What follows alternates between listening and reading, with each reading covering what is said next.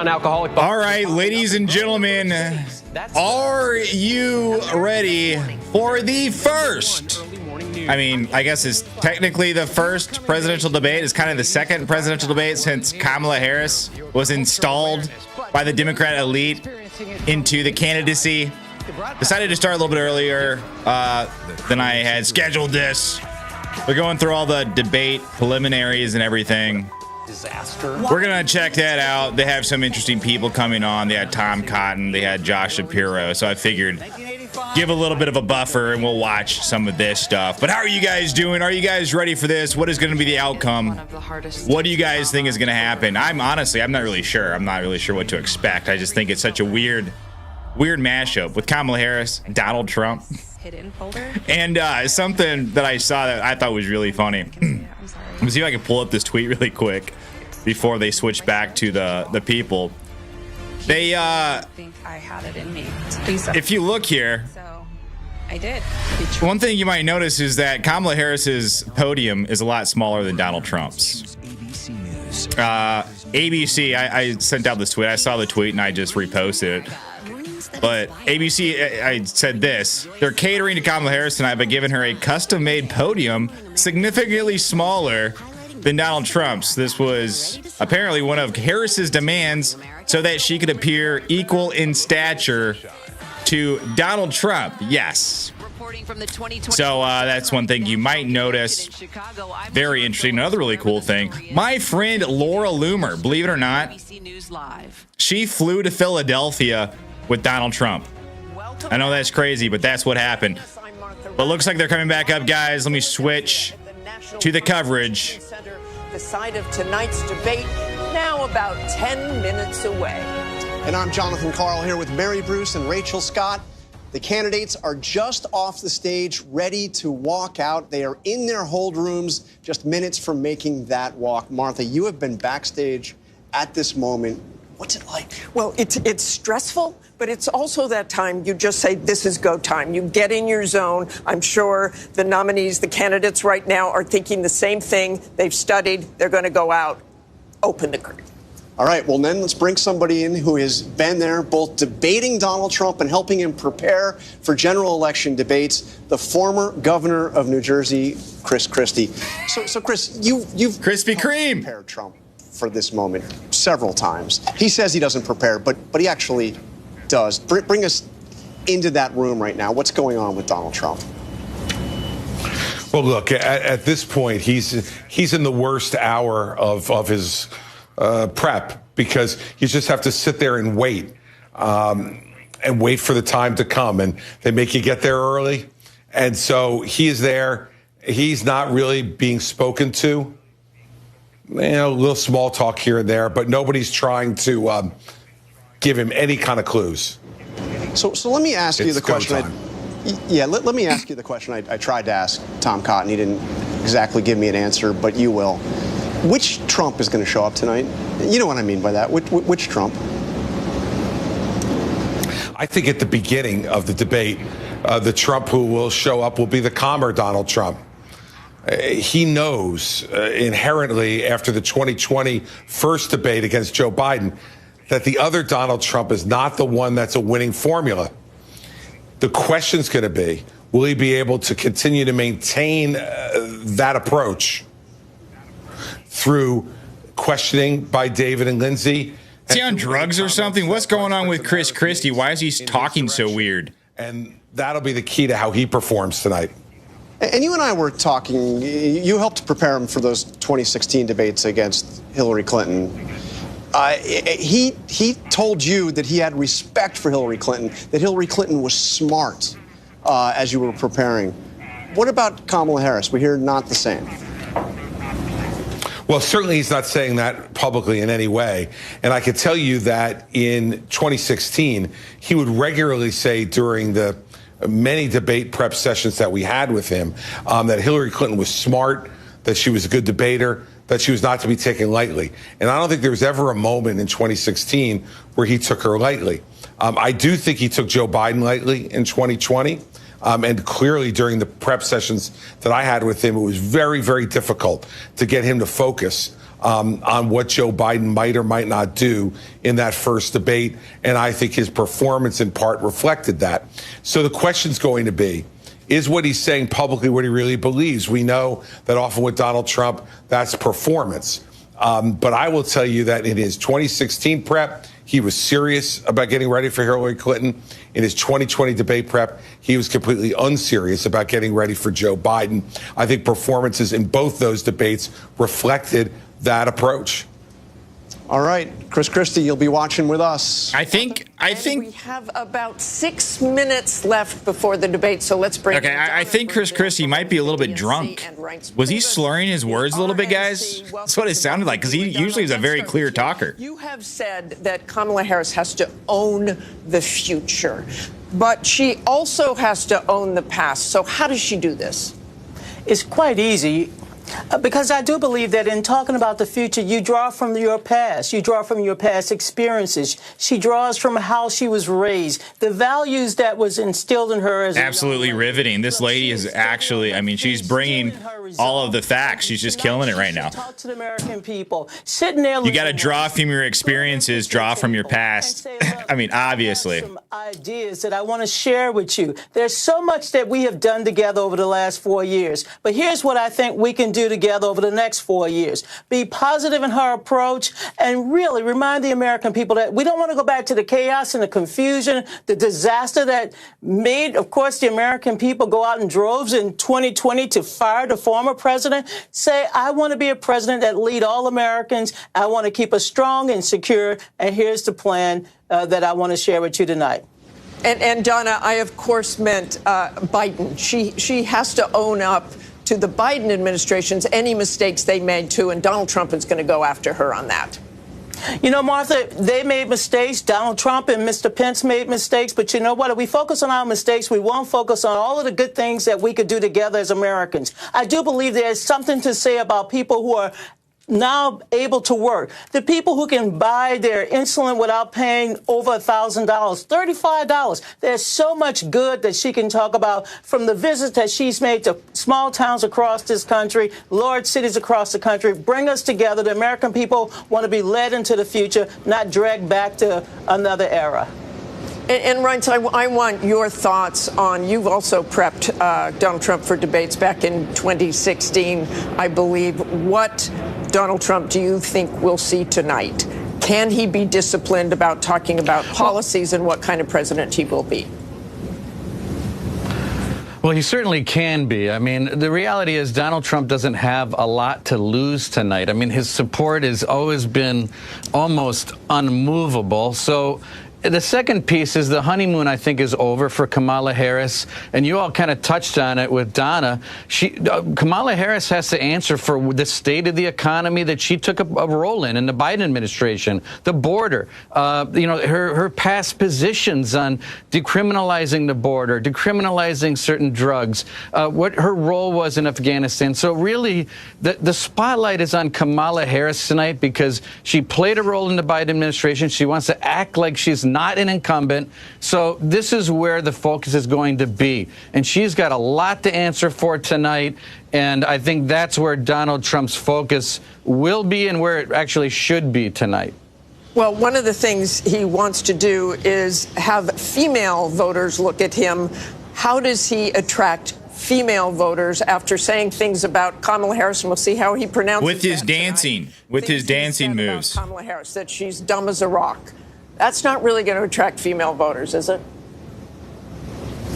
Yeah, no, it won't. But I also think that just like he did in the first debate against Joe Biden, I think the formula here is to constantly tie Kamala Harris to the Biden administration, which is where Trump is winning against her on the economy, inflation, and all these other problems that we're having, and then sit back and let her talk. Let her explain herself, her past positions, current positions. How does she feel about how Biden has done on the economy? How does she feel about the border? Then turn it over and let her talk.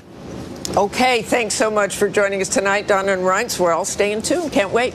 And I have to say, as we are just less than 2 minutes away, this is such an extraordinary moment, and especially, Rachel, when you consider that these two people that have been the center of our lives for the last 2 months have never met each other. Have never even met each other. And Harris said, if you got something to say it to my face. The question tonight, does Donald Trump actually go there? He's questioned her racial identity. He's questioned her intelligence as well. Or does he stick to the issues? All fair questions. This is the largest audience they're likely going to have in this race. It will be interesting to see if Harris can make clear the stark choice before voters. And where does she decide to land her punches? She can punch hard. All right, guys. Yeah, all fair questions. I mean, I think it's funny that they say that he's questioning her racial identity. He never once questioned her racial identity. He just questions how she says how she talks about her racial identity when it's convenient for her. That's what he questions. They won't clarify that. But they're probably going into a commercial break here in a second. And then they're going to start the debate any second now, guys. Smash that like button. Let's get ready. Not sure what to expect about this one. It's going to be weird. The stakes so high. The presidential debate just moments away.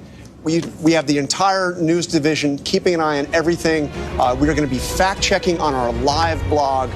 Oh, yeah. We're definitely going to be listening to that fact check, too. 10 seconds away. Because we all know those fact checks from mainstream media, they mean a lot. Believe what they say because they stare very seriously into a camera and there is crazy music behind them. But anytime there is an ad, guys, instead of playing the ad from the actual network, I'm going to tell you to go to mypillow.com and use promo code UNWOKE. Why? Because they have the best stuff. They have great stuff. They don't just have pillows. They have coffee. They have shoes. They have shirts and stuff like that. I mean, great. I drink their coffee every morning. And Mike Lindell from MyPillow gave me the best promo code. He is giving my audience up to 80% off. Yes, 80% off. You heard that correctly. I told Mike Lindell, I said, Mike, my audience needs 80% off or I'm going to shave your mustache again, because he did it at the DNC. And he says, fair enough. So you guys get the 80% up to 80% off promo code. So make sure you go to mypillow.com/promo code UNWOKE to get that deal. Well, let's go back. Let's get back to it. And Lindsay Davis. Good evening. I'm David Muir, and thank you for joining us for tonight's ABC News presidential debate. We want to welcome viewers watching on ABC and around the world tonight. Vice President Kamala Harris and President Donald Trump are just moments away from taking the stage in this unprecedented race for president. And I'm Lindsay Davis. Tonight's meeting could be the most consequential event of their campaigns, with Election Day now less than 2 months away. For Vice President Kamala Harris, this is her first debate since President Biden withdrew from the race on July 21st. Of course, that decision followed his debate against President Donald Trump in June. Since then, this race has taken on an entirely new dynamic. And that brings us to the rules of tonight's debate. 90 minutes with 2 commercial breaks. No topics or questions have been shared with the campaigns. The candidates will have 2 minutes to answer questions, and this is the clock. That's what they'll be seeing. 2 minutes for rebuttals and 1 minute for follow-ups, clarifications, or responses. Their microphones will only be turned on when it's their turn to speak. No pre-written notes allowed. There is no audience here tonight in this hall at the National Constitution Center. This is an intimate setting for 2 candidates who have never met. President Trump won the coin toss. He chose to deliver the final closing statement of the evening. Vice President Harris selected the podium to the right. So let's now welcome the candidates to the stage. Vice President Kamala Harris and President Donald Trump. Wow, it's so silent. Kamala Harris. Let's have a good debate. Nice to see you. Have fun. Thank you. Welcome to you both. It's wonderful to have you. It's an honor to have you both here tonight. Good evening. We are looking forward to a spirited and thoughtful debate. So let's get started. I want to begin tonight with the issue that voters repeatedly say is their number one issue, and that is the economy and the cost of living in this country. Vice President Harris, you and President Trump were elected 4 years ago, and your opponent on the stage here tonight often asks his supporters, are you better off than you were 4 years ago? When it comes to the economy, do you believe Americans are better off than they were 4 years ago? So I was raised as a middle-class kid, and I am actually the only person on this stage who has a plan that is about lifting up the middle class and working people of America. I believe in the ambition, the aspirations, the dreams of the American people. And that is why I imagine and have actually a plan to build what I call an opportunity economy. Because here's the thing. We know that we have a shortage of homes and housing, and the cost of housing is too expensive for far too many people. We know that young families need support to raise their children, and I intend on extending a tax cut for those families of $6,000, which is the largest child tax credit that we have given in a long time so that those young families can afford to buy a crib, buy a car seat, buy clothes for their children. My passion, one of them, is small businesses. My mother raised my sister and me, but there was a woman who helped raise us. We call her our second mother. She was a small business owner. I love our small businesses. My plan is to give a $50,000 tax deduction to start up small businesses, knowing they are part of the backbone of America's economy. My opponent, on the other hand, his plan is to do what he has done before, which is to provide a tax cut for billionaires and big corporations, which will result in $5 trillion to America's deficit. My opponent has a plan that I call the Trump's sales tax, which would be a 20% tax on everyday goods that you rely on to get through the month. Economists have said that Trump sales tax would actually result for middle-class families in about $4,000 more a year because of his policies and his ideas about what should be the backs of middle-class people paying for tax cuts for billionaires. President Trump, I'll give you 2 minutes. First of all, I have no sales tax. That's an incorrect statement. She knows that. We're doing tariffs on other countries. Other countries are going to finally, after 75 years, pay us back for all that we've done for the world. And the tariff will be substantial in some cases. I took in billions and billions of dollars, as you know, from China. In fact, they never took the tariff off because it was so much money they can't. It would totally destroy everything that they've set out to do. They're taking in billions of dollars from China and other places. They've left the tariffs on. When I had tariffs, and yet I had no inflation. Look, we've had a terrible economy because inflation which is really known as a country buster. It breaks up countries. We have inflation like very few people have ever seen before, probably the worst in our nation's history. We were at 21%, but that's being generous because many things are 50, 60, 70, and 80% higher than they were just a few years ago. This has been a disaster for people, for the middle class, but for every class. On top of that, we have millions of people pouring into our country from prisons and jails, from mental institutions and insane asylums, and they're coming in and they're taking jobs that are occupied right now by African Americans and Hispanics, and also unions. Unions are going to be affected very soon. And you see what's happening. You see what's happening with towns throughout the United States. You look at Springfield, Ohio. You look at Aurora in Colorado. They are taking over the towns. They're taking over buildings. They're going in violently. These are the people that Xi and Biden led into our country, and they're destroying our country. They're dangerous. They're at the highest level of criminality, and we have to get them out. We have to get them out fast. I created one of the greatest economies in the history of our country. I'll do it again and even better. We are going to get to immigration and border security during this debate, but I would like to let Vice President Harris respond on the economy here. Well, I would love to. Let's talk about what Donald Trump left us. Donald Trump left us the worst unemployment since the Great Depression. Donald Trump left us the worst public health epidemic in a century. Donald Trump left us the worst attack on our democracy since the Civil War. And what we have done is clean up Donald Trump's mess. What we have done and what I intend to do is build on what we know are the aspirations and the hopes of the American people. But I'm going to tell you all, on this debate tonight, you're going to hear from the same old tired playbook, a bunch of lies, grievances, and name-calling. What you're going to hear tonight is a detailed and dangerous plan called Project 2025 that the former president intends on implementing if he were elected again. I believe very strongly that the American people want a president who understands the importance of bringing us together, knowing we have so much more in common than what separates us. And I pledge to you to be a president for all Americans. President Trump will give you a minute here to respond. Number one, I have nothing to do, as you know, and as she knows better than anyone, I have nothing to do with Project 2025. That's out there. I haven't read it. I don't want to read it purposely. I'm not going to read it. This was a group of people that got together. They came up with some ideas, I guess some good, some bad, but it makes no difference. I have nothing to do. Everybody knows I'm an open book. Everybody knows what I'm going to do. Cut taxes very substantially and create a great economy like I did before. We had the greatest economy. We got hit with a pandemic.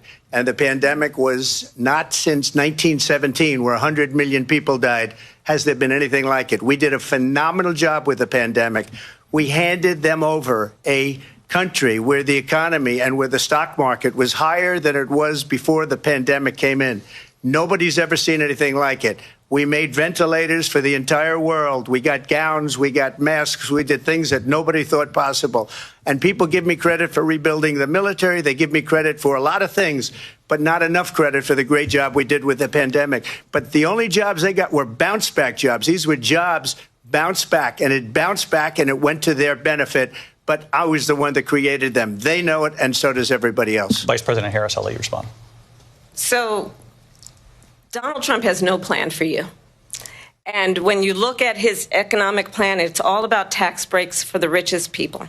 I am offering what I describe as an opportunity economy, and the best economists in our country, if not the world, have reviewed our relative plans for the future of America. What Goldman Sachs has said is that Donald Trump's plan would make the economy worse. Mine would strengthen the economy. What the Wharton School has said is Donald Trump's plan would actually explode the deficit. 16 Nobel laureates have described his economic plan as something that would increase inflation and by the middle of next year would invite a recession. You just have to look at where we are and where we stand on the issues. And I'd invite you to know that Donald Trump actually has no plan for you because he is more interested in defending himself than he is in looking out for you. That's just a soundbite. They gave her that to say.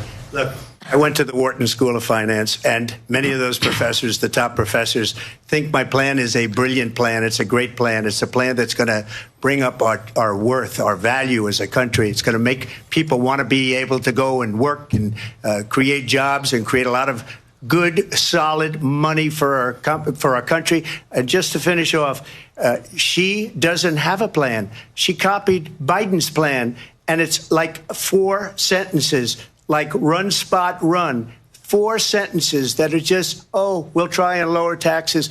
She doesn't have a plan. Take a look at her plan. She doesn't have a plan. Mr. President, I do want to drill down on something you both brought up. The Vice President brought up your tariffs. You responded, and let's drill down on this, because your plan is what she calls is essentially a national sales tax. Your proposal calls for tariffs, as you pointed out here, on foreign imports across the board. You recently said that you might double your plan, imposing tariffs up to 20% on goods coming into this country. As you know, many economists say that with tariffs at that level, costs are then passed on to the consumer. Vice President Harris has argued it'll mean higher prices on gas, food, clothing, medication, arguing it costs the typical family nearly $4,000 a year. Do you believe Americans can afford higher prices because of tariffs? They're not going to have higher prices. What's going to have, and who's going to have higher prices, is China and all of the countries that have been ripping us off for years. I was the only president ever. China was paying us hundreds of billions of dollars, and so were other countries. And, you know, if she doesn't like them, they should have gone out and they should have immediately cut the tariffs. But those tariffs are there 3.5 years now under their administration. We are going to take in billions of dollars, hundreds of billions of dollars. I had no inflation, virtually no inflation. They had the highest inflation perhaps in the history of our country, because I've never seen a worse period of time. People can't go out and buy cereal or bacon or eggs or anything else. The people of our country are absolutely dying with what they've done. They've destroyed the economy. And all you have to do is look at a poll. The polls say 80 and 85 and even 90% that the Trump economy was great, that their economy was terrible. Vice President Harris, I do want to ask for your response. And you heard what the president said there, because the Biden administration did keep a number of the Trump tariffs in place. So how do you respond? Well, let's be clear that the Trump administration resulted in a trade deficit, one of the highest we've ever seen in the history of America. He invited trade wars. You want to talk about his deal with China? What he ended up doing is, under Donald Trump's presidency, he ended up selling American chips to China to help them improve and modernize their military, basically sold us out. when a policy about China should be in making sure the United States of America wins the competition for the 21st century, which means focusing on the details of what that requires, focusing on relationships with our allies, focusing on investing in American-based technology so that we win the race on AI, on quantum computing, focusing on what we need to do to support America's workforce so that we don't end up having on the short end of the stick in terms of workers' rights. But what Donald Trump did, let's talk about this, with COVID, is he actually thanked President Xi for what he did during COVID. Look at his tweet. Thank you, President Xi, exclamation point, when we know that Xi was responsible for lacking and not giving us transparency about the origins of COVID. President Trump, I'll let you respond. First of all, they bought their chips from Taiwan. We hardly make chips anymore because of philosophies like they have and policies like they have. I don't say her because she has no policy. Everything that she believed 3 years ago and 4 years ago is out the window. She's going to my philosophy now. In fact, I was going to send her a MAGA hat. She's gone to my philosophy. But if she ever got elected, she'd change it. And it will be the end of our country. She's a Marxist. Everybody knows she's a Marxist. Her father's a Marxist professor in economics, and he taught her well. But when you look at what she's done to our country, and when you look at these millions and millions of people that are pouring into our country monthly, where it's, I believe, 21 million people, not the 15 that people say, and I think it's a lot higher than the 21. That's bigger than New York State pouring in. And just look at what they're doing to our country. They're criminals. Many of these people coming in are criminals. And that's bad for our economy, too. You know, you mentioned before, we'll talk about immigration later. Well, bad immigration is the worst thing that can happen to our economy. They have, and she has, destroyed our country with policy that's insane. Almost policy that you'd say they have to hate our country. President Trump, thank you. Lindsay? I want to turn to the issue of abortion. President Trump, you've often touted that you were able to kill Roe v. Wade. Last year, you said that you were proud to be the most pro-life president in American history.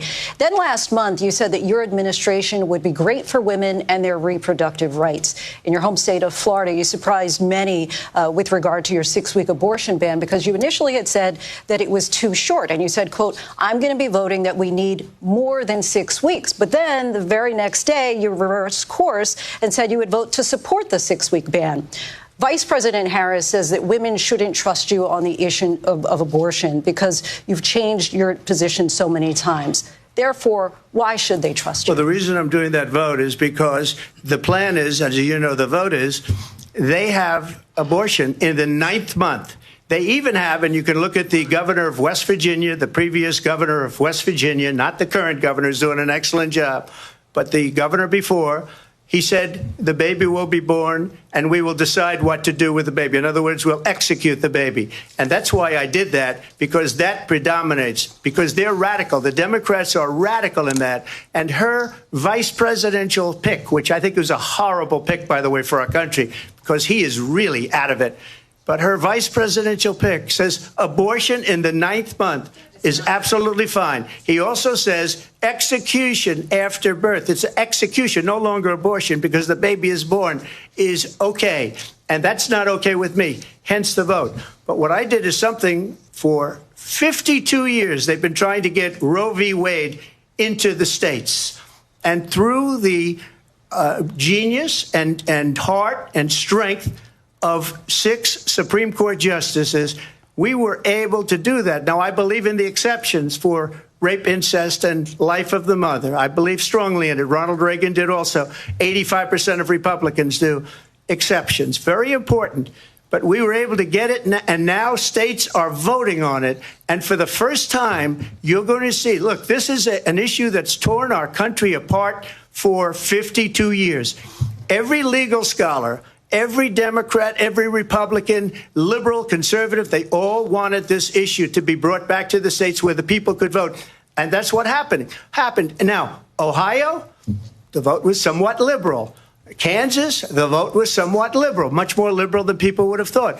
But each individual state is voting. It's the vote of the people now. It's not tied up in the federal government. I did a great service in doing it. It took courage to do it. And the Supreme Court had great courage in doing it. And I give tremendous credit to those 6 justices. There is no state in this country where it is legal to kill a baby after it's born. Madam Vice President, I want to get your response to President Trump. Well, as I said, you're going to hear a bunch of lies, and that's not actually a surprising fact. Let's understand how we got here. Donald Trump hand-selected 3 members of the United States Supreme Court with the intention that they would undo the protections of Roe v. Wade. And they did exactly as he intended. And now in over 20 states, there are Trump abortion bans, which make it criminal for a doctor or nurse to provide health care. In one state, it provides prison for life. Trump abortion bans that make no exception even for rape and incest, which understand what that means. A survivor of a crime, a violation to their body, does not have the right to make a decision about what happens to their body next. That is immoral. And one does not have to abandon their faith or deeply held beliefs to agree. The government, and Donald Trump certainly, should not be telling a woman what to do with her body. I have talked with women around our country. You want to talk about this is what people wanted? Pregnant women who want to carry a pregnancy to term, suffering from a miscarriage, being denied care in an emergency room because the healthcare providers are afraid they might go to jail, and she's bleeding out in a car in the parking lot. She didn't want that. Her husband didn't want that.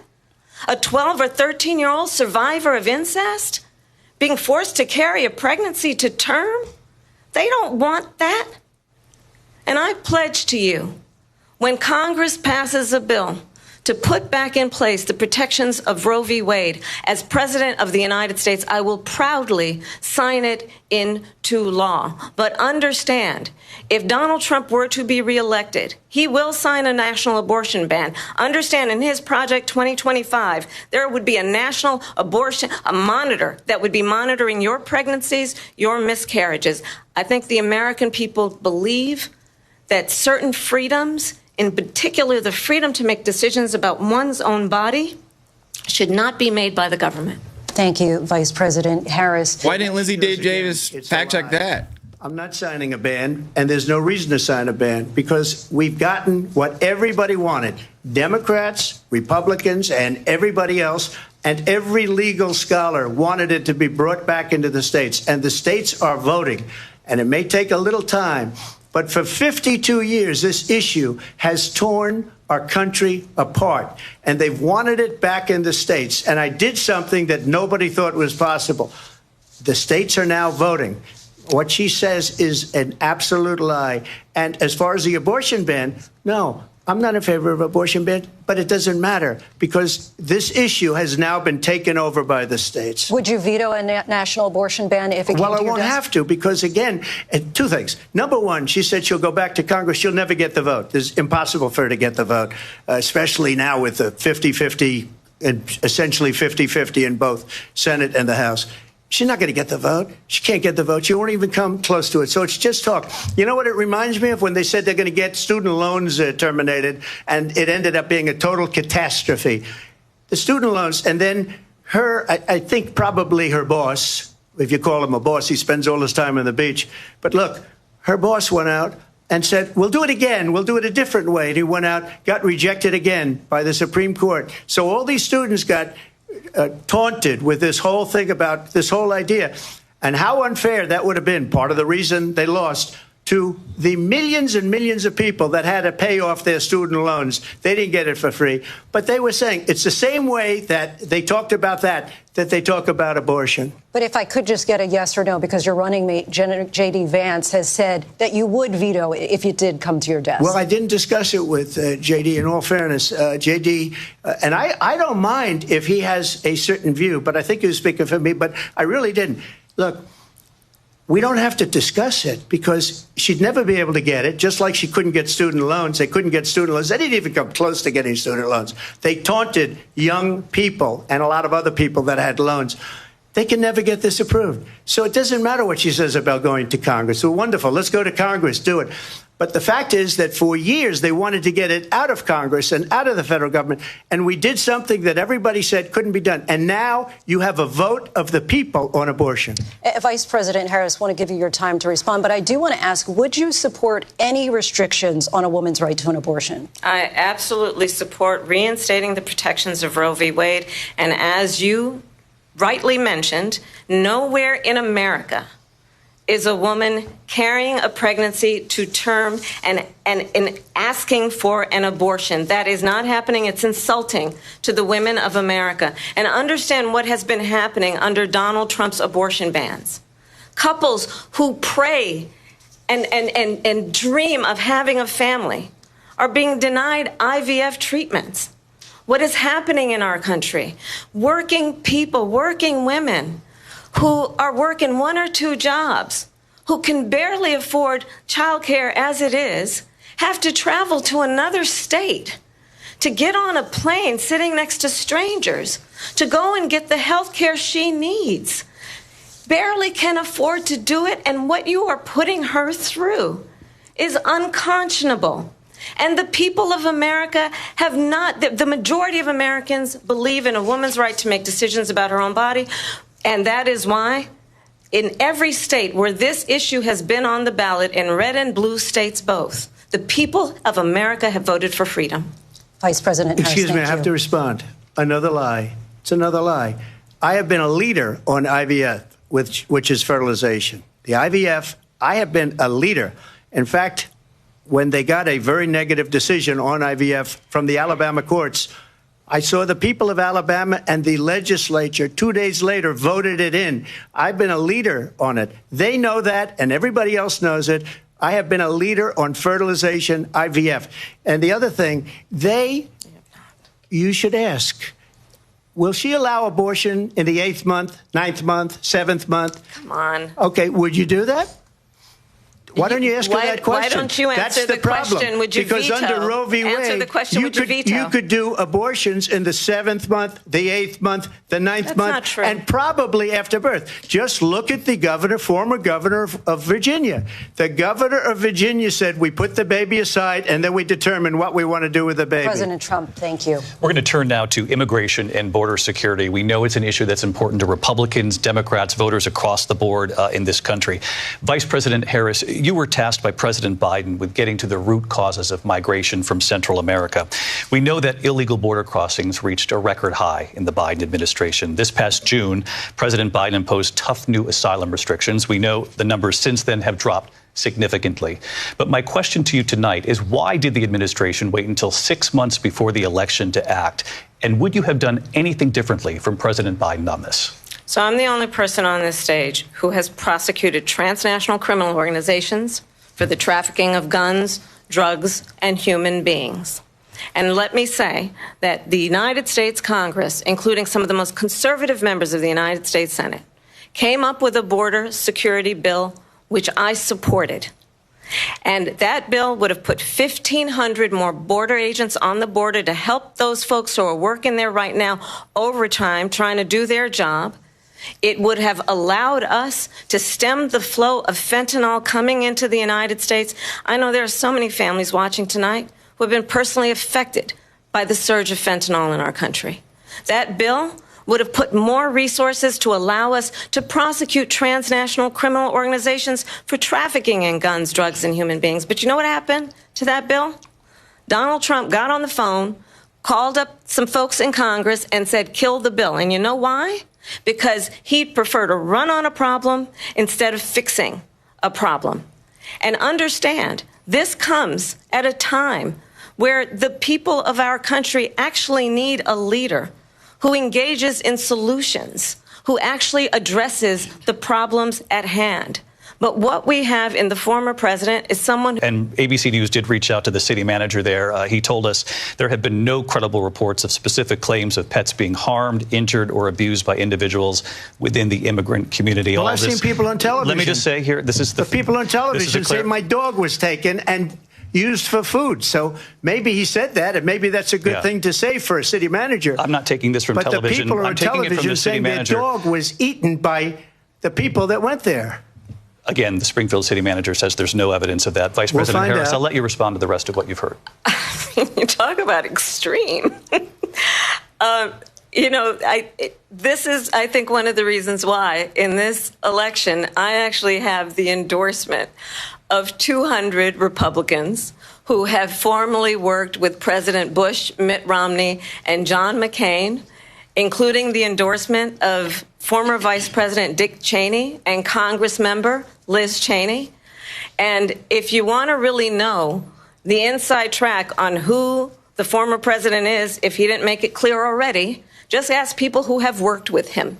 His former chief of staff, a 4-star general, has said he has contempt for the Constitution of the United States.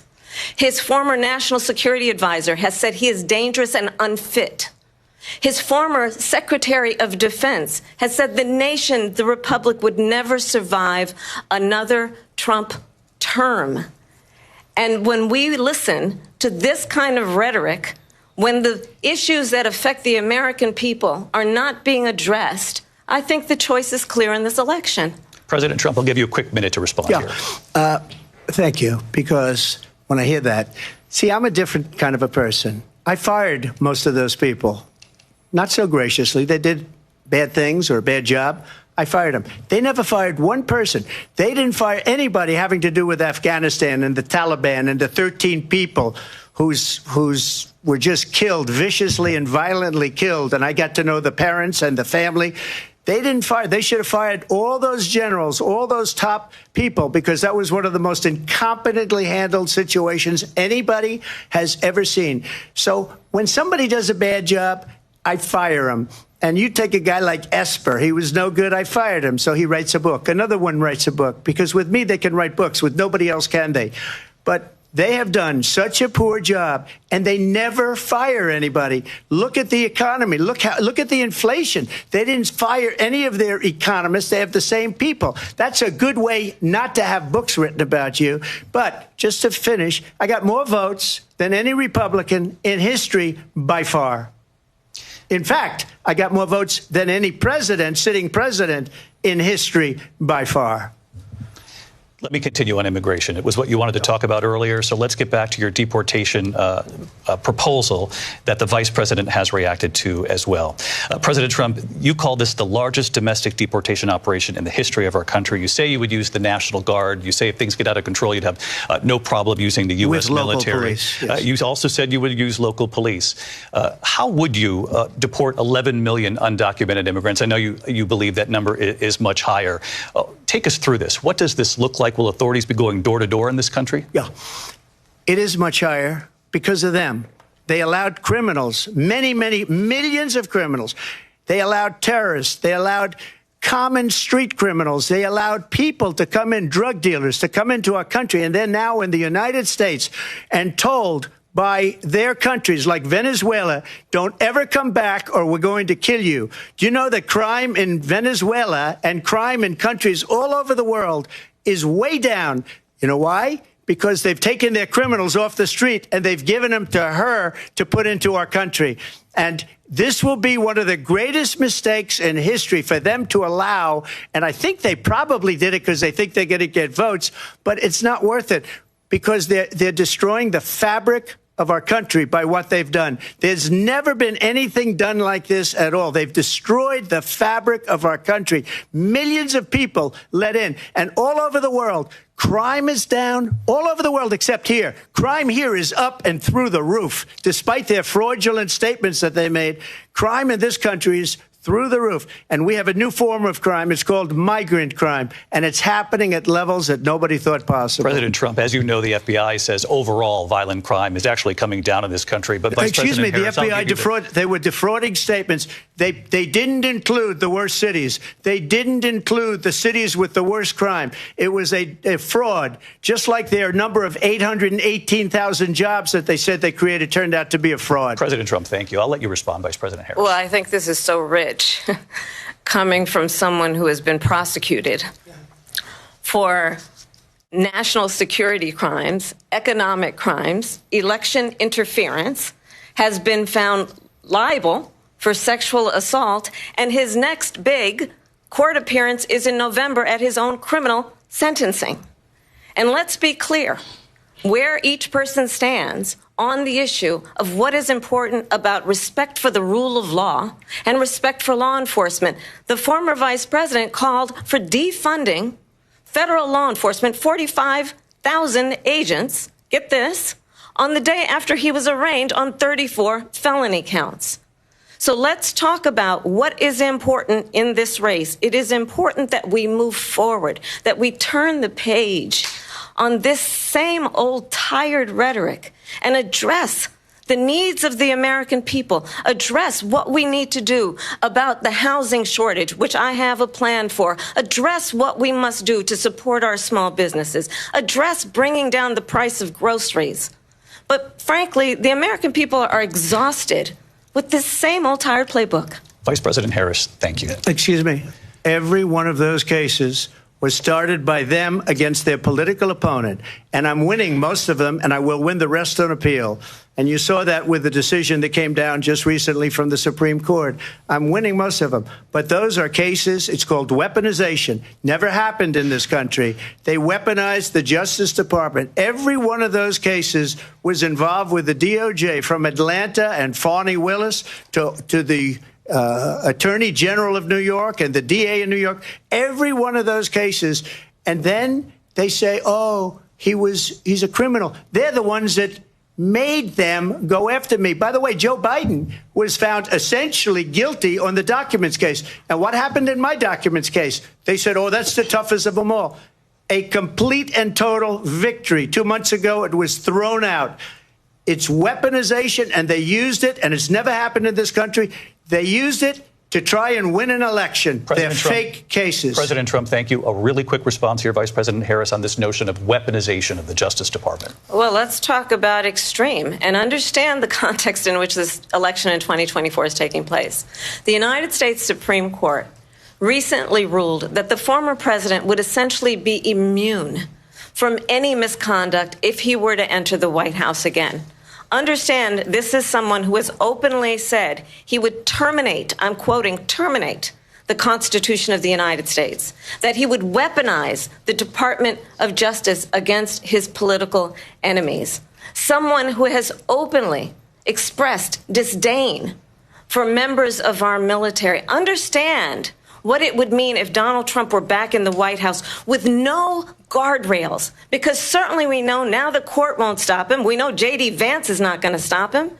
It's up to the American people Vice President to stop Harris. him. Thank you. Lindsay? Vice President Harris, in your last run for president. This is the one that weaponized, not me. She weaponized. I probably took a bullet to the head because of the things that they say about me. They talk about democracy. I'm a threat to democracy. They're the threat to democracy with a fake Russia investigation We do have a lot that went nowhere. We have a lot to get to. Lindsay? Vice President Harris, in your last run for president, you said you wanted to ban fracking. Now you don't. You wanted mandatory government buyback programs for assault weapons. Now your campaign says you don't. You supported decriminalizing border crossings. Now you're taking a harder line. I know you say that your values have not changed. So then why have so many of your policy positions changed? So my values have not changed, and I'm going to discuss every one of at least every point that you've made. But in particular, let's talk about fracking, because we're here in Pennsylvania. I made that very clear in 2020. I will not ban fracking. I have not banned fracking as Vice President of the United States. And in fact, I was the tie-breaking vote on the Inflation Reduction Act, which opened new leases for fracking. My position is that we have got to invest in diverse sources of energy so we reduce our reliance on foreign oil. We have had the largest increase in domestic oil production in history because of an approach that recognizes that we cannot over-rely on foreign oil.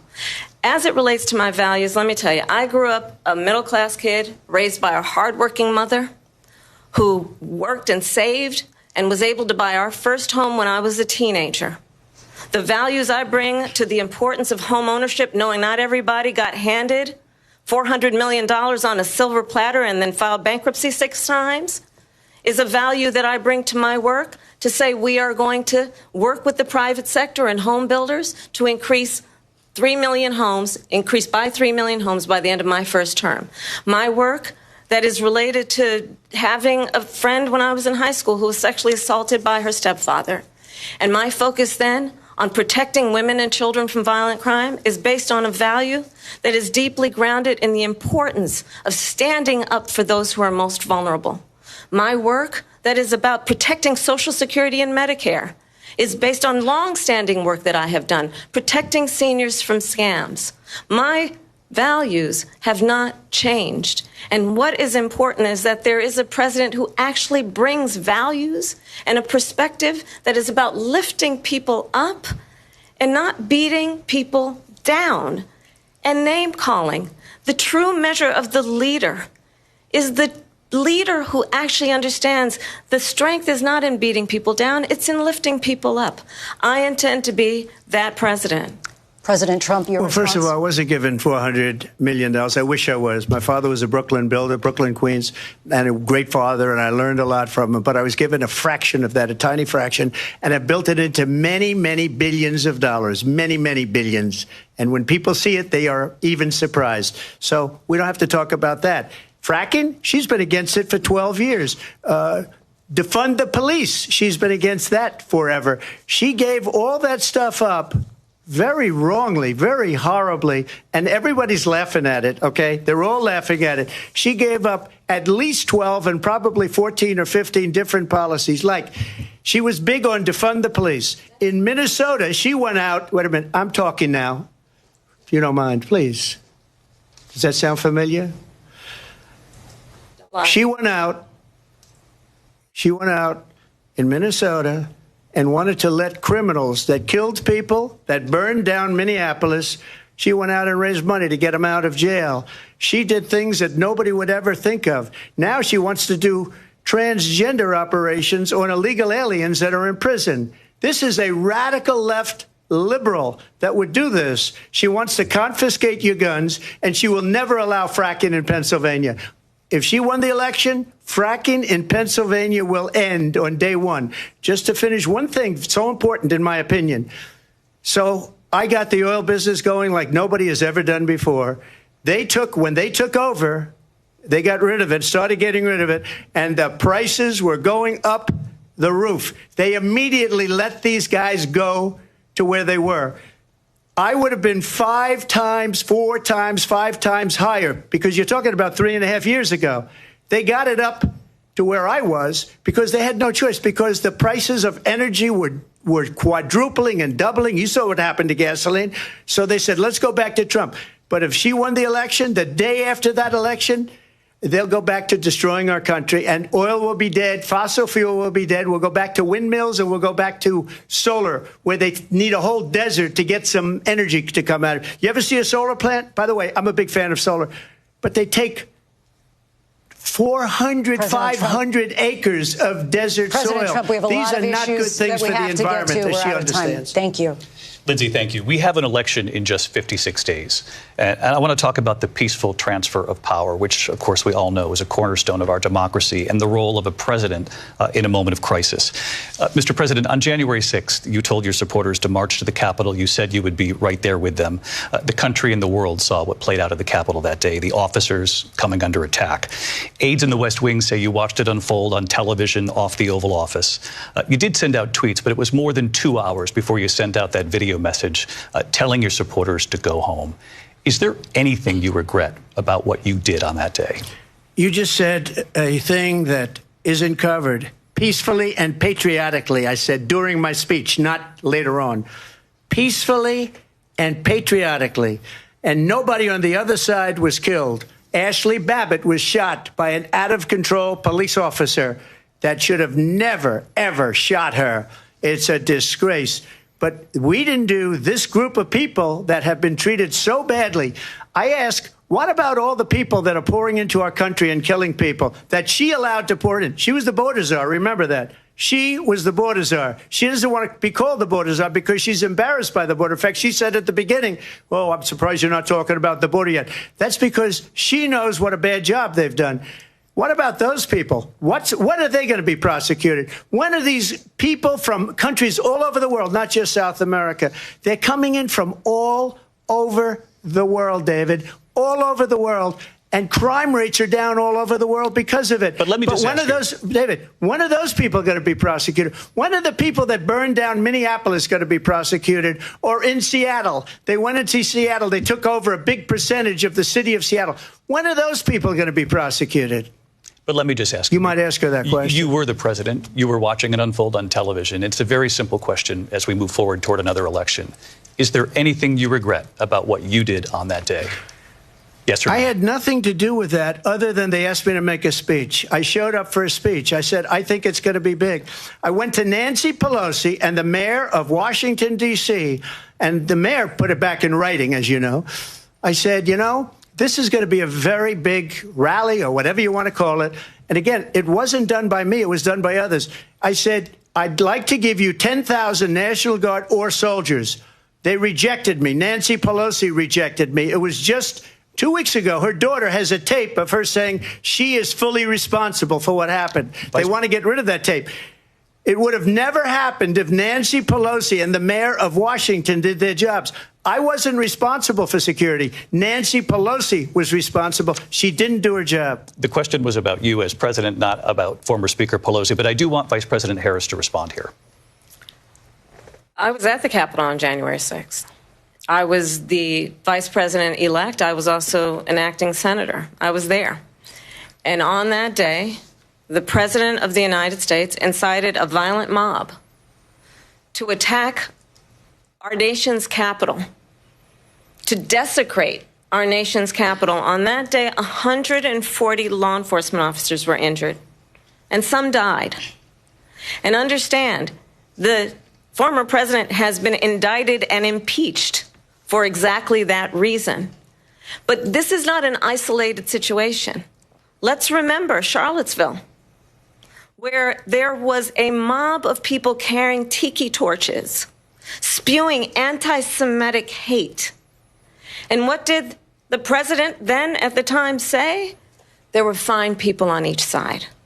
Let's remember that when it came to the Proud Boys, a militia, the president said, the former president said, stand back and stand by.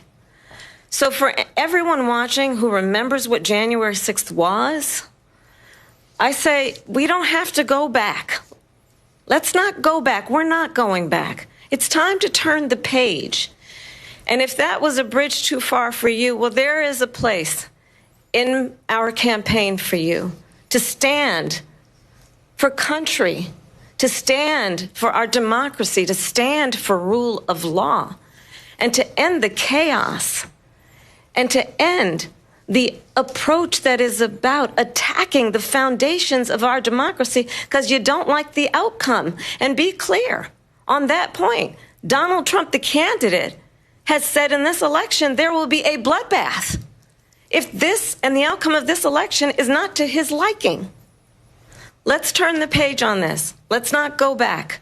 Let's chart a course for the future and not go backwards to the past. Let me just follow up here.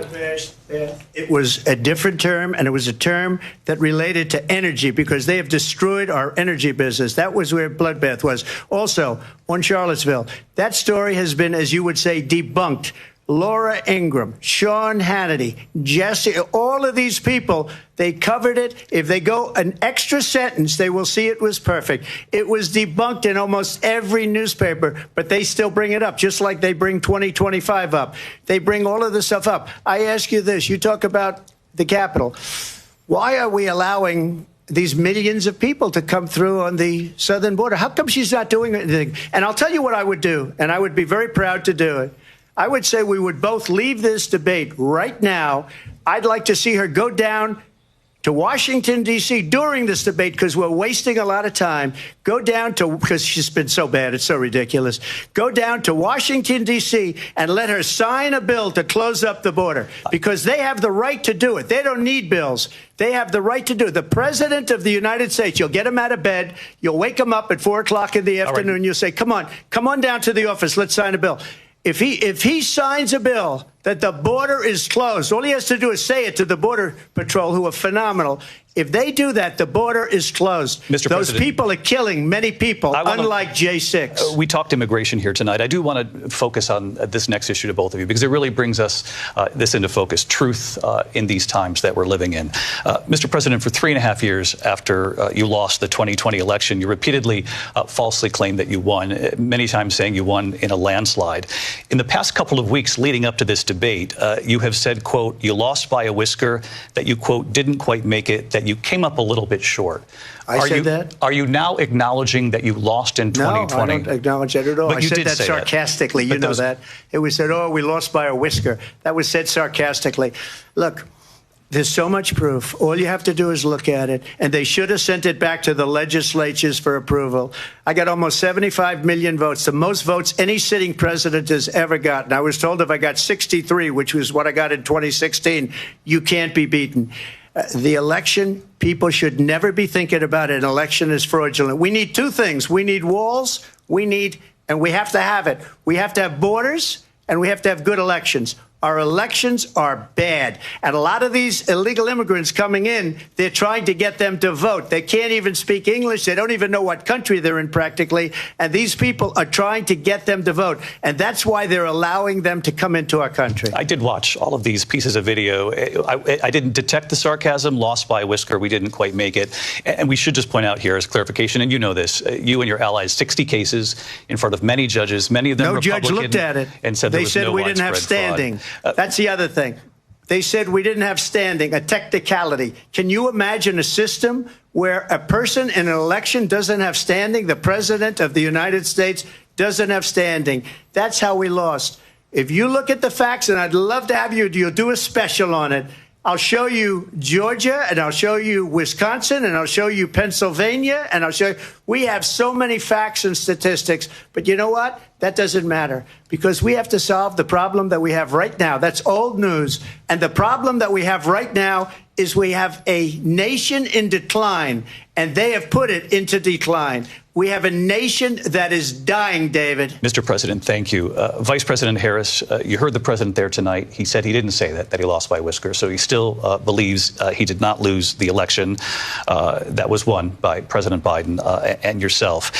But I do want to ask you about something that's come up in the last couple of days. This was a post from President Trump about this upcoming election just weeks away. He said, when I win, those people who cheated, and then he lists donors, voters, election officials, he says will be prosecuted to the fullest extent of the law, which will include long-term prison sentences. One of your campaign's top lawyers responded saying, we won't let Donald Trump intimidate us. We won't let him suppress the vote. Is that what you believe he's trying to do here? Donald Trump. And Biden put it back on day one, but he ended the XL pipeline. The XL pipeline in our country, he ended that. But he let the Russians build a pipeline going all over Europe and heading into Germany, the biggest pipeline in the world. Look, Viktor Orban said it. He said the most respected, most feared person is Donald Trump. We had no problems when Trump was president. But when this weak, pathetic man that you saw at a debate just a few months ago, that if he weren't in that debate, he'd be running instead of her. She got no votes. He got 14 million votes. What you did, you talk about a threat to democracy. He got 14 million votes, and they threw him out of office. And you know what? I'll give you a little secret. He hates her. He can't stand her. But he got 14 million votes. They threw him out. She got 0 votes. And when she ran, she was the first one to leave because she failed.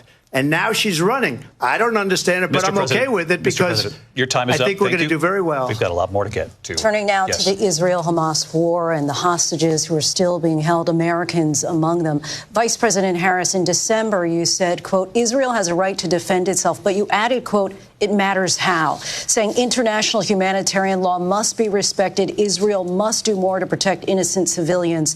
You said that 9 months ago. Now an estimated 40,000 Palestinians are dead. Nearly 100 hostages remain.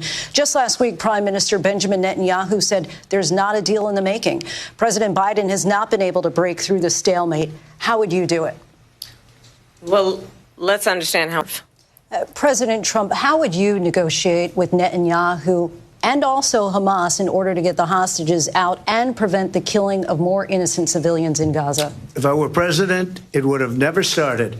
If I were president, Russia would have never, ever, I know Putin very well, he would have never, and there was no threat of it either, by the way, for 4 years, have gone into Ukraine and killed millions of people when you add it up, far worse than people understand what's going on over there. But when she mentions about Israel, all of a sudden, she hates Israel. She wouldn't even meet with Netanyahu when he went to Congress to make a very important speech. She refused to be there because she was at a sorority party of hers. She wanted to go to the sorority party. She hates Israel. If she's president, I believe that Israel will not exist within 2 years from now. And I've been pretty good at predictions, and I hope I'm wrong about that one. She hates Israel. At the same time, in her own way, she hates the Arab population because the whole place is going to get blown up. Arabs, Jewish people, Israel will be gone. It would have never happened. Iran was broke under Donald Trump. Now Iran has $300 billion because they took off all the sanctions that I had. Iran had no money for Hamas or Hezbollah or any of the 28 different spheres of terror. And they are spheres of terror, horrible terror. They had no money. It was a big story, and you know it. You covered it very well, actually. They had no money for terror. They were broke. Now they're a rich nation, and now what they're doing is they're spreading that money around. Look at what's happening with the Houthis and Yemen. Look at what's going on in the Middle East. This would have never happened. I will get that settled and fast, and I'll get the war with Ukraine and Russia ended. If I'm president-elect, I'll get it done before even becoming president. Vice President Harris, he says you hate Israel. That's absolutely not true. I have my entire career and life supported Israel and the Israeli people. He knows that. He's trying to, again, divide and distract from the reality, which is it is very well known that Donald Trump is weak and wrong on national security and foreign policy. It is well known that he admires dictators, wants to be a dictator on day one, according to himself. It is well known that he said of Putin that he can do whatever the hell he wants and go into Ukraine. It is well known that he said when Russia went into Ukraine, it was brilliant. It is well known he exchanged love letters with Kim Jong-un. And it is absolutely well known that these dictators and autocrats are rooting for you to be president again because they're so clear. They can manipulate you with flattery and favors. And that is why so many military leaders who you have worked with have told me you are a disgrace. That is why we understand that we have to have a president who is not consistently weak and wrong on national security, including the importance of upholding and respecting in highest regard our military. Vice President Harris, thank you. They're the ones, and she's the one that caused it, that's weak on national security by allowing every nation last month for the year, 168 different countries sending people into our country. Their crime rates are way down. Putin endorsed her last week, said, I hope she wins. And I think he meant it because what he's gotten away with is absolutely incredible. It wouldn't have happened with me. The leaders of other countries think that they're weak and incompetent, and they are. They're grossly incompetent. And I just ask one question. Why does Biden go in and kill the Keystone Pipeline and approve the single biggest deal that Russia's ever made, Nord Stream 2, the biggest pipeline anywhere in the world going to Germany and all over Europe? Because they're weak and they're ineffective. And Biden, by the way, President gets paid Trump, a lot of money. Thank you. We have a lot of issues to get to. We'll be right back with much more of this historic ABC News presidential debate from the National Constitution Center right here in Philadelphia. Back in a moment. Well, ladies and gentlemen, what do you think so far? Wow. Fiery debate. But instead of playing the ad, guys, I'll give you an ad of my own. Go to mypillow.com/unwoke. Use the unwoke promo code for up to 80% off. I know it's crazy, but guess what? It works. Go to mypillow.com/unwoke. But guys, so far, it is it's an interesting debate. Police found Donald Trump is fiery. Kamala Harris came out. She sounded nervous. She stumbled a lot. And I think really what her tactic is, and I don't know if you guys know this, but one of the lawyers for Google actually was helping her prepare for this debate. I forgot the guy's name, but it was one of their main lawyers. So very high profile guy. I think one of their tactics is to try to get under his skin, because if you notice, she is lying even more than usual. She's attacking his character. She's attacking his pride. And I think it's, getting under Trump's skin a little bit. Not only that, but he's debating against essentially 3 people. He's been fact-checked many times. And when I say fact-checked, I use that term very loosely. They aren't fact checks. They remove all the context from their quote-unquote fact checks. But yet, Kamala Harris doesn't get fact-checked a single time. And she's lied through her teeth constantly. So it's a very interesting situation we have here, guys. I knew this probably would happen with the debate moderators. And not only that, guys, one of the debate moderators just a few weeks ago during the DNC was calling out Trump for going to Howell, Michigan, where there's a KKK chapter there. That is, what's her name? I have it right here. Or I had it right here. But yeah, so you have 2 debate moderators who are basically debating him as well. They're not calling out Kamala Harris. So it's kind of one of those situations, guys. You're damned if you do, damned if you don't. Lose-lose situation. Kamala Harris, of course, has been well coached, and that's her whole tactic. But what you guys are up to? What are you guys saying? I was sitting here. I had to tweet his epic "I'm talking" moment. That was the perfect moment. I had to cut that part out really quick. If you guys noticed me, I had to cut that part out and tweet it. We have Resto Guy says, "I vote felon." Yes, I vote felon as well. What is the relationship like between Harry and William? Who else we got in the chat? We got Michelle C in the chat watching. We got Baby G. Michelle C throwing those links in the chat. We got Queen Bee hanging out. And we got Valerie in the chat as well. Murdered his wife and his child? Prove me wrong. Do you feel the church accepted abuse? Yep, that's him. Yep. Ready? Does your church... Anthony Lebunski says, looks like she is standing on a raised platform or something.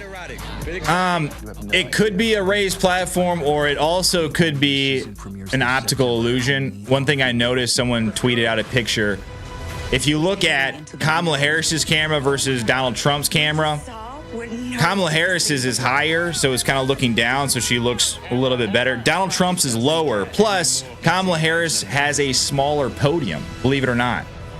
So they look similar in stature. I guess that was a demand. Outside Wembley Stadium, surrounded by Swifties, as Taylor Swift is set to kick off 5 solo... Mama Bear says, I hope he calms down. Yeah, he's I noticed that as well. He's getting a little bit heated. And I think it's because Kamala Harris, I mean, the lies coming out of her mouth are just insane. And it's not so much, I guess, Kamala herself. It's the fact that the debate moderators, almost like psychopaths, are just saying, like, Trump, you're wrong about this. You're lying about X, Y, and Z. They're omitting all of the context. It's very frustrating, and I really don't blame Trump for getting frustrated over that. But let's get back to it, guys. Here again, David Muir and Lindsay Davis. Welcome back to this historic ABC News presidential debate tonight. We're going to continue here, and I want to turn to the war in Ukraine. We're now 2.5 years into this conflict. Mr. President, it has been the position of the Biden administration that we must defend Ukraine from Russia, from Vladimir Putin, to defend their sovereignty, their democracy, that it's in America's best interest to do so, arguing that if Putin wins, he may be emboldened to move even further into other countries.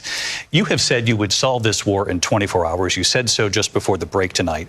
How exactly would you do that? And I want to ask you a very simple question tonight. Do you want Ukraine to win this war?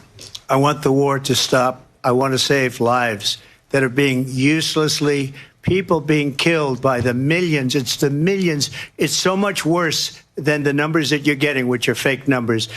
Look, we're in for $250 billion or more, because they don't ask Europe, which is a much bigger beneficiary to getting this thing done than we are. They're in for $150 billion less because Biden and you don't have the courage to ask Europe like I did with NATO. They paid billions and billions, hundreds of billions of dollars when I said, either you pay up or we're not going to protect you anymore. So that's maybe one of the reasons they don't like me as much as they like weak people.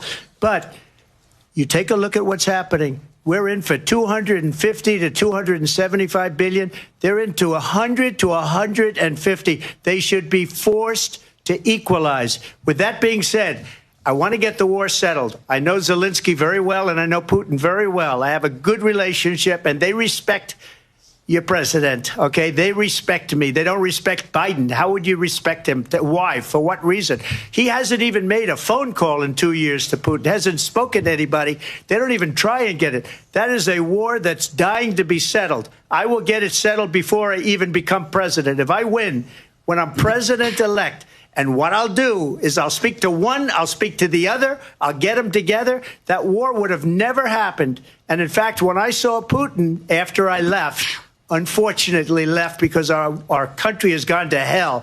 But after I left, when I saw him building up soldiers, he did it after I left. I said, oh, he must be negotiating. It must be a good, strong point of negotiation. Well, it wasn't, because Biden had no idea how to talk to him. He had no idea how to stop it. And now you have millions of people dead, and it's only getting worse, and it could lead to World War III. Don't kid yourself, David. We're playing with World War III, and we have a president that we don't even know if he's... Where is our president? We don't even know if he's a president. And just to clarify They threw him out of a campaign like a dog. We don't even know. Is he our president? But we have a president, Mr. President, that doesn't know he's alive. Your time is up.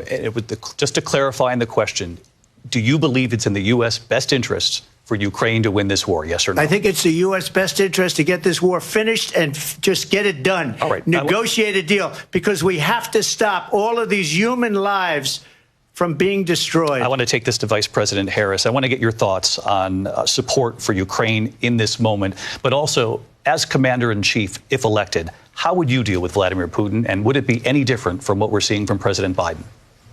Well, first of all, it's important to remind the former president you're not running against Joe Biden, you're running against me. I believe the reason that Donald Trump says that this war would be over within 24 hours is because he would just give it up. And that's not who we are as Americans. Let's understand what happened here. I actually met with Zelensky a few days before Russia invaded, tried through force to change territorial boundaries, to defy one of the most important international rules and norms, which is the importance of sovereignty and territorial integrity. And I met with President Zelensky. I shared with him American intelligence about how he could defend himself. Days later, I went to NATO's eastern flank, to Poland and Romania. And through the work that I and others did, we brought 50 countries together to support Ukraine in its righteous defense. And because of our support, because of the air defense, the ammunition, the artillery, the javelins, the Abrams tanks that we have provided, Ukraine stands as an independent and free country. If Donald Trump were president, Putin would be sitting in Kyiv right now. And understand what that would mean, because Putin's agenda is not just about Ukraine. Understand why the European allies and our NATO allies are so thankful that you are no longer president, and that we understand the importance of the greatest military alliance the world has ever known, which is NATO, and what we have done to preserve the ability of Zelensky and the Ukrainians to fight for their independence. Otherwise, Putin would be sitting in Kyiv with his eyes on the rest of Europe, starting with Poland. And why don't you tell the 800,000 Polish Americans right here in Pennsylvania how quickly you would give up for the sake of favor and what you think is a friendship with what is known to be a dictator who would eat you for lunch. Vice President Harris, thank you. We've heard from both of you on Ukraine tonight. Afghanistan came up in the last hour. I wanted her to respond to something you said earlier, and I'll give you a minute here.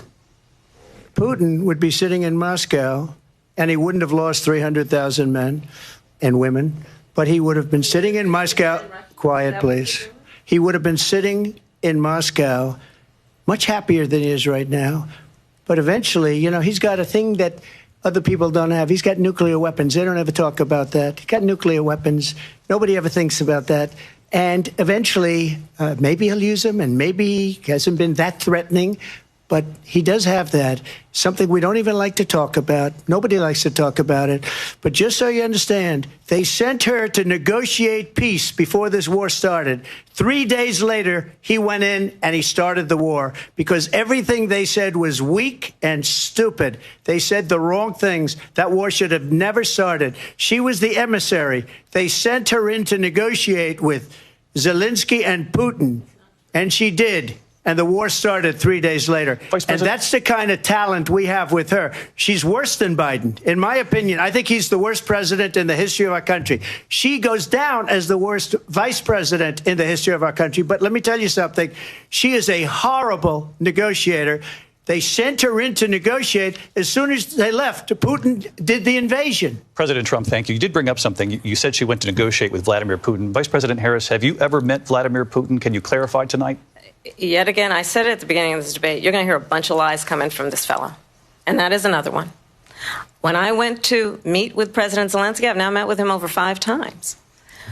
The reality is it has been about standing as America always should, as a leader upholding international rules and norms, as a leader who shows strength, understanding that the alliances we have around the world are dependent on our ability to look out for our friends and not favor our enemies because you adore strongmen instead of caring about democracy. And that is very much what is at stake here. The President of the United States is commander-in-chief.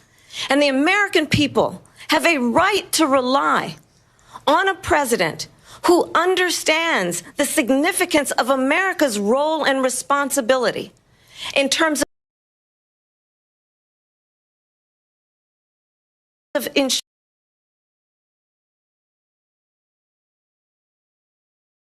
for our principles and not sell them for the benefit of personal flattery. We've talked about Ukraine and Vladimir Putin. I do want to talk about Afghanistan. It came up in the first hour of this debate. I want to move on to Afghanistan. Stoltenberg said Trump did the most amazing thing I've ever seen. He got these countries, the 28 countries at the time, to pay up. He said, I've never seen. He's the head of NATO. He said, I've never seen. For years, we were paying almost all of NATO. We were being ripped off by European nations, both on trade and on NATO. I got them to pay up by saying one of the statements you made before, if you don't pay, we're not going to protect you. President Otherwise, Trump. we would have never gotten it. He said it was one of the most incredible jobs that he's ever seen done. Thank you. I want to turn to Afghanistan. It came up in the first hour of the debate, and we witnessed a poignant moment today on Capitol Hill, honoring the soldiers who died in the chaotic withdrawal from Afghanistan. I do want to ask the Vice President, do you believe you bear any responsibility in the way that withdrawal played out?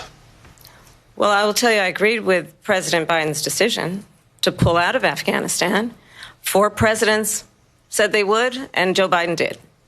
And as a result, America's taxpayers are not paying the $300 million a day we were paying for that endless war.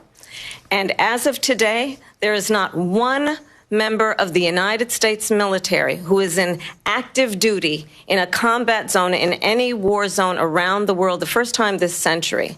But let's understand how we got to where we are. Donald Trump, when he was president, negotiated one of the weakest deals you can imagine. He calls himself a deal maker. Even his national security advisor said it was a weak, terrible deal. And here's how it went down. He bypassed the Afghan government. He negotiated directly with a terrorist organization called the Taliban. The negotiation involved the Taliban getting 5,000 Taliban terrorists released. And get this. And the president at the time invited the Taliban to Camp David, a place of storied significance for us as Americans, a place where we honor the importance of American diplomacy, where we invite and receive respected world leaders. And this former president as president, invited them to Camp David because he does not again appreciate the role and responsibility of the President of the United States to be commander-in-chief with a level of respect. And this gets back to the point of how he has consistently disparaged and demeaned members of our military, fallen soldiers, and the work that we must do to uphold the strength and the respect of the United States of America around the world. Vice President Harris, thank you. President Trump, your response to her saying that you began the negotiations with the Taliban. So if you take a look at that period of time, the Taliban was killing our soldiers, a lot of them, with snipers.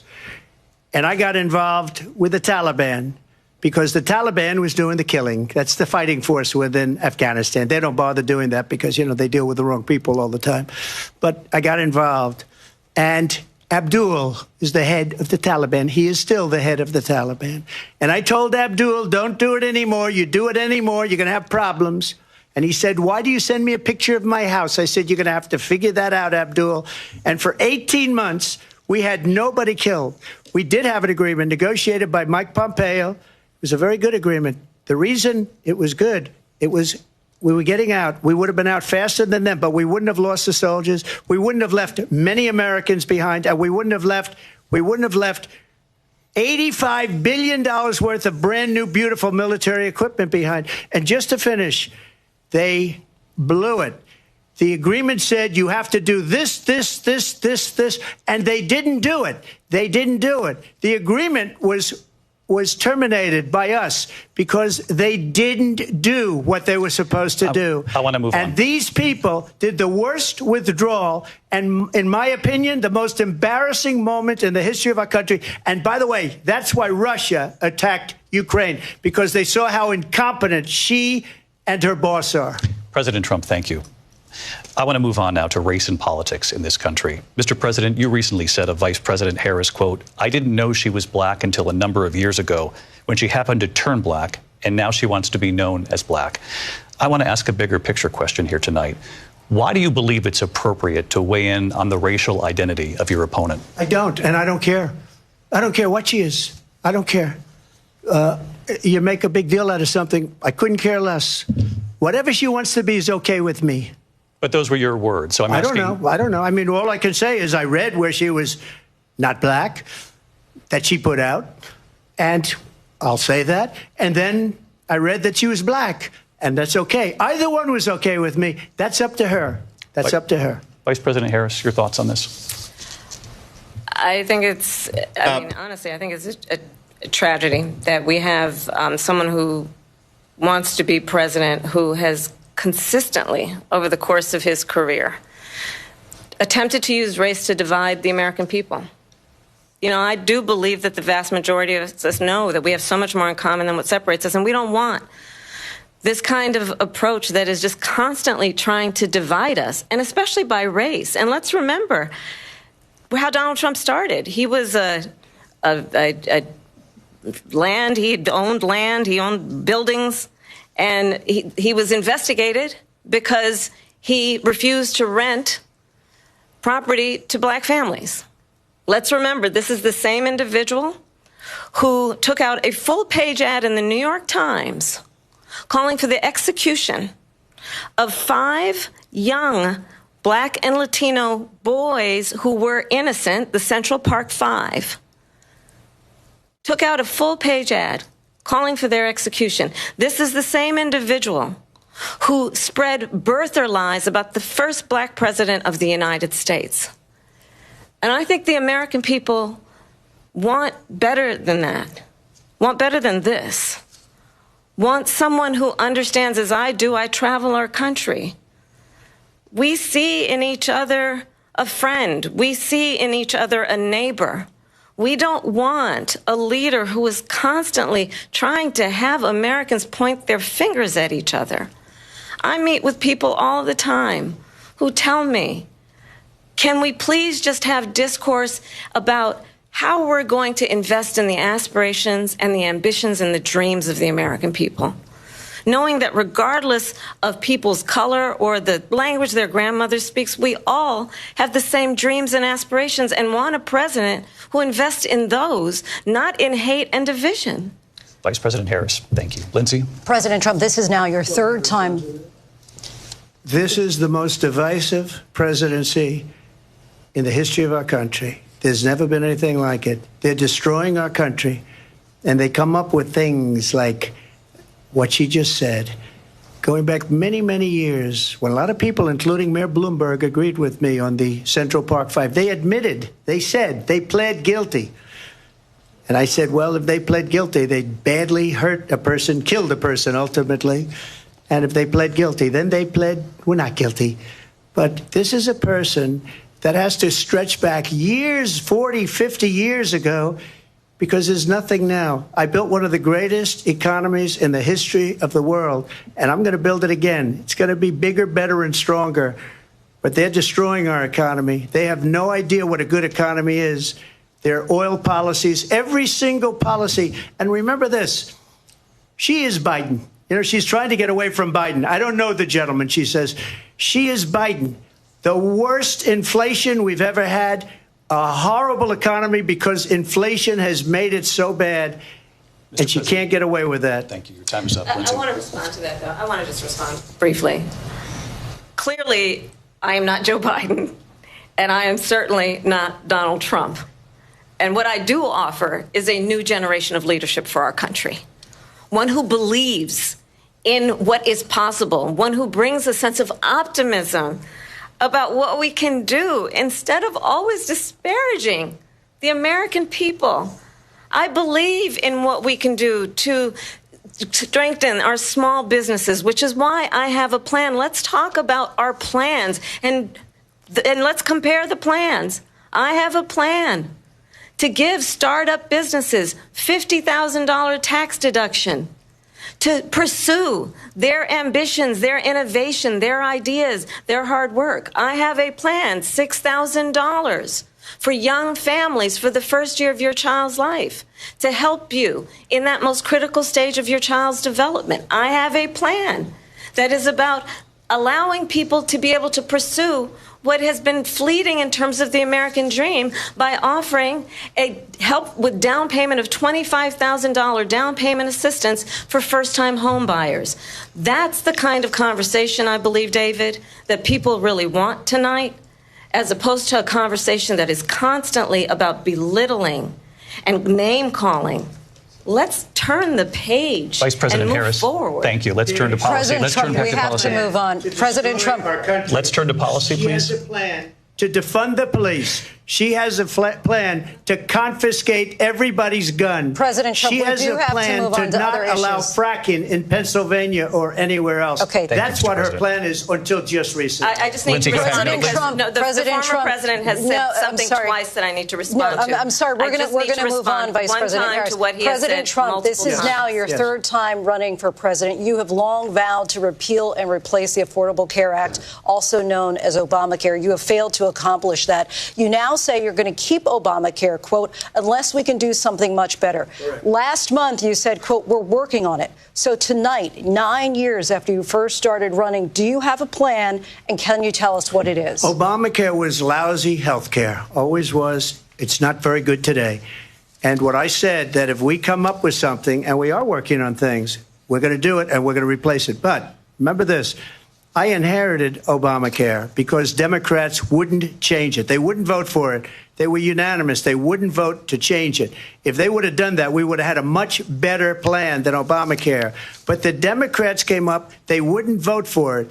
I had a choice to make when I was president. Do I save it and make it as good as it can be, never going to be great, or do I let it rot? And I felt I had an obligation, even though politically it would have been good to just let it rot and let it go away. I decided, and I told my people, the top people, and they're very good people. I have a lot of good people in that administration. We read about the bad ones. We had some real bad ones, too, and so do they. They have really bad ones. The difference is they don't get rid of them. But let me just explain. I had a choice to make. Do I save it and make it as good as it can be, or do I let it rot? And I saved it. I did the right thing. But it's still never going to be great, and it's too expensive for people. And what we will do is we're looking at different plans. If we can come up with a plan that's going to cost our people, our population, less money and be better health care than Obamacare, then I would absolutely do it. But until then, I'd run it as good as it can be run. So just a yes or no, you still do not have a plan? I have concepts of a plan. I'm not president right now. But if we come up with something, I would only change it if we come up with something that's better and less expensive. And there are concepts and options we have to do that. And you'll be hearing about it in the not too distant future. Vice President Harris, in 2017, you supported Bernie Sanders' proposal to do away with private insurance and create a government-run health care system. 2 years later, you proposed a plan that included a private insurance option. What is your plan today? Well, first of all, I absolutely support, and over the last 4 years as vice president, private health care options. But what we need to do is maintain and grow the Affordable Care Act. But I'll get to that, Lindsay. I just need to respond to a previous point that the former president has made. I've made very clear my position on fracking. And then this business about taking everyone's guns away. Tim Walz and I are both gun owners. We're not taking anybody's guns away. So stop with the continuous lying about this stuff. As it relates to the Affordable Care Act, understand, just look at the history to know where people stand. When Donald Trump was president, 60 times he tried to get rid of the Affordable Care Act. 60 times. I was a senator at the time when I will never forget the early morning hours when it was up for a vote in the United States Senate. And the late, great John McCain, who you have disparaged as being, you don't like him, you said, at the time because he got caught. He was an American hero. The late, great John McCain, I will never forget that night, walked onto the Senate floor and said, no, you don't. No, you don't. Know what that was like? Remember when an insurance company could deny if a child had asthma, if someone was a breast cancer survivor, if a grandparent had diabetes?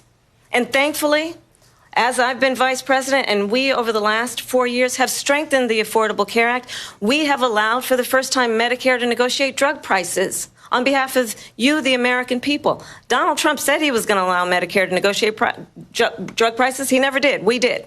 And now we have capped the cost of insulin at $35 a month. Since I've been vice president, we have capped the cost of prescription medication for seniors at $2,000 a year. And when I am president, we will do that for all people, understanding that the value I bring to this is that access to health care should be a right and not just a privilege of those who can afford it. And the plan has to be to strengthen the Affordable Care Act, not get rid of it. Vice President Harris, in terms of where Donald Trump stands on that. I want to move to an issue that's important for a lot of... You made a mistake. Number one, John McCain fought Obamacare for 10 years. But it wasn't only him. It were all of the Democrats that kept it going. And you know what? We can do much better than Obamacare, much less money. But she won't improve private insurance for people, private medical insurance. That's another thing she doesn't want to get. People are paying privately for insurance that have worked hard and made money, and they want to have private. She wants everybody to be on government insurance where you wait 6 months for an operation that you need immediately. President Trump, thank you. We have another issue that we'd like to get to that's important for a number of Americans, in particular younger voters, and that's climate change. President Trump, with regard to the environment, you say that we have to have clean air and clean water. Vice President Harris, you call climate change an existential threat. The question to you both tonight is, what would you do to fight climate change? And Vice President Harris, we'll start with you. 1 minute for you each. Well, the former president had said that climate change is a hoax. And what we know is that it is very real. You ask anyone who lives in a state who has experienced these extreme weather occurrences, who now is either being denied home insurance or it's being jacked up. You ask anybody who has been the victim of what that means in terms of losing their home, having nowhere to go. We know that we can actually deal with this issue. The young people of America care deeply about this issue. And I am proud that as vice president over the last 4 years, we have invested $1 trillion in a clean energy economy, while we have also increased domestic gas production to historic levels. We have created over 800,000 new manufacturing jobs while I have been vice president. We have invested in clean energy to the point that we are opening up factories around the world. Donald Trump said he was going to create manufacturing jobs. He lost manufacturing jobs.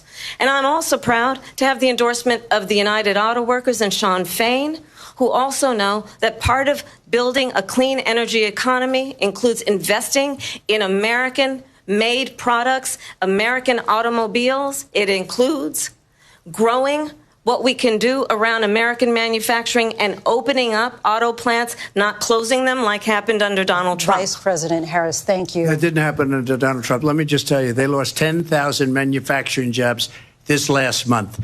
It's going, they're all leaving. They're building big auto plants in Mexico, in many cases owned by China. They're building these massive plants, and they think they're going to sell their cars into the United States because of these people. What they have given to China is unbelievable. But we're not going to let that. We'll put tariffs on those cars so they can't come into our country, because they will kill the United Auto Workers and any auto worker, whether it's in Detroit or South Carolina or any other place. What they've done to business and manufacturing in this country is horrible. We have nothing because they refuse. You know, Biden doesn't go after people because supposedly China paid him millions of dollars. He's afraid to do it. Between him and his son, they get all this money from Ukraine. They get all this money from all of these different countries. And then you wonder, why is he so loyal to this one, that one, Ukraine, China? Why is he? Why did he get $3.5 million from the mayor of Moscow's wife? Why did she pay him $3.5 million? This is a crooked administration, and they're selling our country down the tubes. President Trump, thank you. Thank you. We'll be right back with closing statements from both of our candidates. An historic night, this ABC News presidential debate from Philadelphia. Back in a moment. Well, ladies and gentlemen, what do you think so far? The ABC News presidential debate will continue after this. It is, Baywatch is a fantasy. it's something Ben Shapiro said. When you hear that. I've been kind of scrolling on Twitter. Let me see if I can find this tweet by Ben Shapiro. I think this just sums it up absolutely perfectly. I was a wild chick. Jason Momoa exploded. Where did it go? It might have been a comment. Was an icon. But he said what the ABC moderators are doing are absolutely criminal. They are debating against Donald Trump. This is supposed to be a debate between Kamala Harris and Donald Trump, and they are injecting their own editorializing into the debate, which I think is completely criminal. It's completely crazy. But what do you guys think? We got Pete in the chat, and he says, I know Kamala has been well coached with the questions. Yes, she has. Like I said, she had a Google lawyer actually coach her. We have Baby G says, Trump is winning. Oh, yeah. I think Donald Trump is winning. I just think that Kamala Harris got under his skin a little bit, which Shocking. I would be pissed too. Mama Bear says he's not doing so hot, Andrew. I mean, he is getting pretty upset up there. It does look like. Kim Gates says she had to have gotten the questions. He's 54. Most likely she got the questions. That would not surprise me. You fired 4 times. What else we got? Friday, 2020. Kathy says she is evil. Yeah, Here we go. she is very, very much evil. I believe that.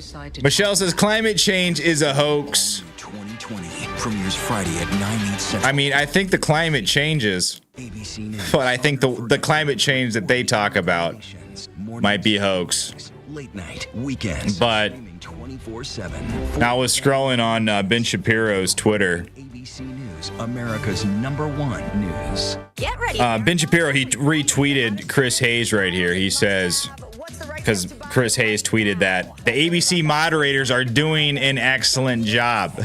And Ben Shapiro retweets them and says, this is how you know they are completely full of ish. Yes. Is Impact by Nightline. Let's see what else is going on Twitter. Are you kidding me? We have a lot of people just clipping up this whole debate and just throwing it all over Twitter. having a secret abortion that not even her family. George tweeting up a storm over here. Laura Loomer, who actually, I guess she flew with Donald Trump on his jet to Pennsylvania. She's tweeting about it. I'm not even going to let you eat breakfast until you get Newsweek tweets out, Trump was fact-checked by ABC News moderators at multiple points during this debate. And yes, not once did they fact-check Kamala Harris. They didn't even try. It's absolutely insane. Ready? Does your church protect sexual predators? How do you top? Alberta says, how much longer for the debate? Well, it should be over in probably about 10-15 minutes. They got closing statements, and then that's it. If you were coming of age in the 1980s, the Brat Pack. Michelle C says, yeah, we have climate change, spring, summer, fall, and winter. Yeah, that's a very good point. Very good point. Resto guy, bobblehead Kamala. Anthony Lebunski says, he's fighting for this country. I'd be hot too. Yes, I think it's, what do they call it? Righteous anger, you know? He has a right to be angry. If you were hit with all these indictments, if you went through all of these trials, if you went through the 2020 election like he did, and you just have these punk ABC moderators in your face like psychopaths, pathological liars, telling you and millions of Americans that you are lying when you know the truth, how mad would you get? I would be fighting mad. Let me tell you. National Convention. I'm Rachel Scott. Wherever the story is. Thorny Nose says he's great under fire. Yes, he is. Yes. Live from the National Constitution. All right, guys. In Philadelphia, Pennsylvania. Closing statements. Let's get back to it. David Muir and Lindsay Davis. Welcome back tonight. The time has come for closing statements, and Vice President Harris, we begin with you. So I think you've heard tonight two very... President Trump, thank you. And that is our ABC News presidential debate from here in Philadelphia at the National Constitution Center. I'm Lindsay Davis. And I'm David Muir. Thank you for watching here in the U.S. and all over the world, and from all of us here at ABC News. Good night. Well, ladies and gentlemen, And we are here live. let's keep this on. Let's see if there's any tidbits to catch at the end here. Lively debate from the economy to abortion to Afghanistan. They had it all. Looks like Doug Emhoff is right there. John Carl, fiery. I liked it. I liked the debate, specifically when Donald Trump broke out that these Haitians are eating pets in Springfield, Ohio. Excuse me, Kamala, I'm speaking. He took that from Kamala Harris. Did you see her face? Her face looked like he just took candy from a baby whenever he said that. She's like, wait, no, that is my line. What are you doing? That's my line. I can't believe. But he took it from her. And if you Kamala look, Harris. Let's have a good debate. Thank you. I mean, well, so they just replayed the first part of this debate, guys, or when they met. It was a very awkward moment. I'm Kamala Harris. Nice to meet you. And Donald Trump goes, have fun. It was good. He ended strong. There was a couple moments in the debate where he got upset. And like I said, I don't blame him for getting upset. He's got these three psychopaths talking to him, calling him a liar. This is not something that the ABC moderators are supposed to do. You have Newsweek now saying that Donald Trump was fact-checked 1, 2, 3, 4 times. Like it's legitimate. Like somehow the ABC moderators are bastions of truth. Like you can look through a looking glass and you can see the truth is what ABC says. No, that is not the fact. So it's just dirty politics all around. Everyone knows that the mainstream media is on the side of Kamala Harris.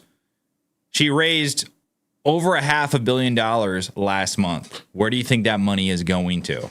Yes, its tentacles reaches all over the United States. I guarantee you that. But ladies and gentlemen, that was your presidential debate. Donald Trump killed it. It was a very interesting debate, very fiery debate. Thank you guys for hanging out with me tonight. I do a morning show every morning, 9 a.m. Well, almost every morning, 6 days a week, 9 a.m., Mondays through Saturdays. Come join us. hit that subscribe button. And if you could please, before we get off the show, if you could hit that like button as well. And if you'd like to support the show, consider becoming a member. If you see these red badges in the chat, coming up in the chat, those are some of my members. We have a members only chat. And also I do some members only videos every once in a while as well. But if you'd like to support the show, that's the best way. Go to mypillow.com/unwoke and get up to 80% off MyPillow products. Great deal. The best deal. Huge deal. But ladies and gentlemen, I will see you tomorrow morning, 9 a.m. on the next one. Have a good night. God bless.